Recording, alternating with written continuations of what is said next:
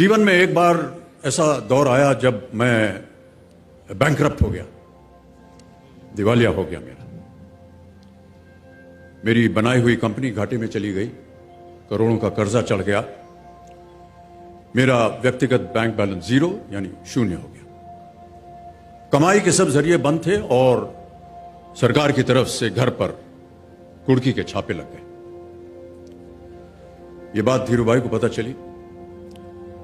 बिना किसी से पूछे या जाने उन्होंने अपने छोटे बेटे और मेरे मित्र अनिल से कहा, इसका बुरा वक्त है, इसे कुछ पैसे दे दो। अनिल ने मुझे आकर ये बताया,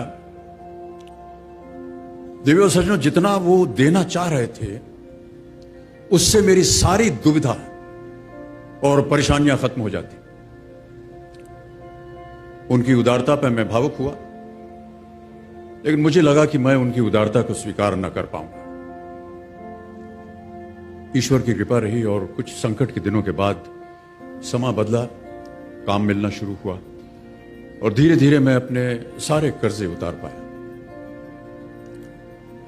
एक शाम धीरूभाई के निवास स्थान से इवेंट पर एक दावत के अवसर पर मुझे भी आमंत्रित किया गया। तो ऊपर लॉन में एक तरफ धीरूभाई एक बड़े से मेज पर अपने कुछ मित्रों, बड़े फाइनेंशियल और कॉर्पोरेट वर्ल्ड के दुनिया के दिग्गजों के साथ बैठे हुए बात कर रहे थे। मुझ पर नजर पड़ी तो मुझे बुलाया और कहा, यहां मेरे साथ बैठो। मुझे बड़ा अजीब लगा। मैंने क्षमा मांगी और कहा, मैं उधर अपने मित्रों के साथ बैठा हूं, वहीं ठीक हूं। उन्होंने जिद की और बैठा लिया मुझे। फिर अपनी उस दिग्गजों की महफिल में उन्होंने कहा, यह लड़का गिर गया था लेकिन अपने बल पर फिर खड़ा हो गया है, मैं इसकी इज्जत करता हूं।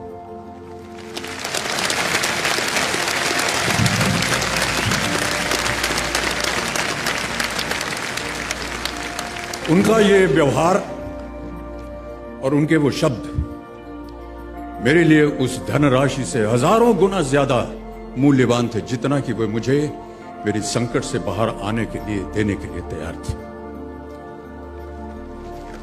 ये उनका व्यक्तित्व।